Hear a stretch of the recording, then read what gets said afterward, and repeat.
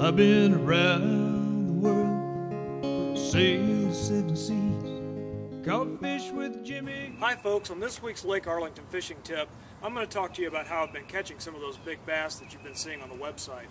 It's the middle of March. I talked to you earlier about the pre-spawn and the bass moving up into the shallows, into the creeks, into the flats, into the pockets. Well, that's exactly where the bass are right now. And the way that I go about catching them is with a creature bait. You've seen that in some of my lake reports. This particular creature bait that I've been using is a Strike King rodent in watermelon red. I use a 3/0 hook and a little 1/8 ounce tungsten weight. And I'm working into the backs of these creeks and finding little depressions and pockets and fishing them very slowly.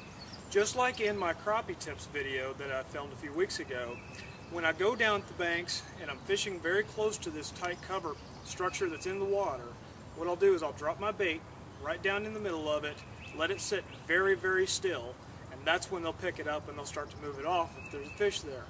In fact, the number one mistake that most anglers make is they're fishing way too fast, and that's the reason why they're not catching the big bass. Those big bass tend to be loners, and they tend to be very territorial. They don't have to chase after their food very much. If they want it, they're going to get it. So slow down, take your time, and fish that cover. Until next time, be safe, be naturally fun, and I'll see you on the water.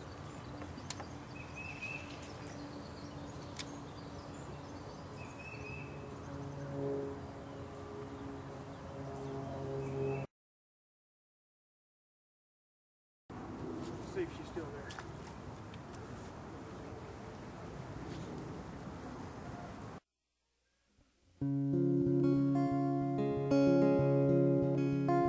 I've been around the world, sailed the 7 seas, caught fish with Jimmy Houston among the cypress trees, with a book in my left hand, fishing pole in my right.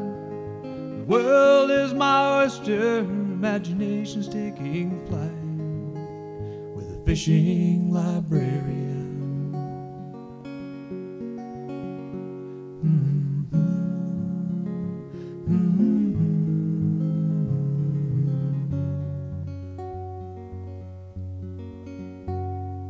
Early in the morning, before the break of dawn, pour coffee in my thermos and sing a fishing song. Spend the day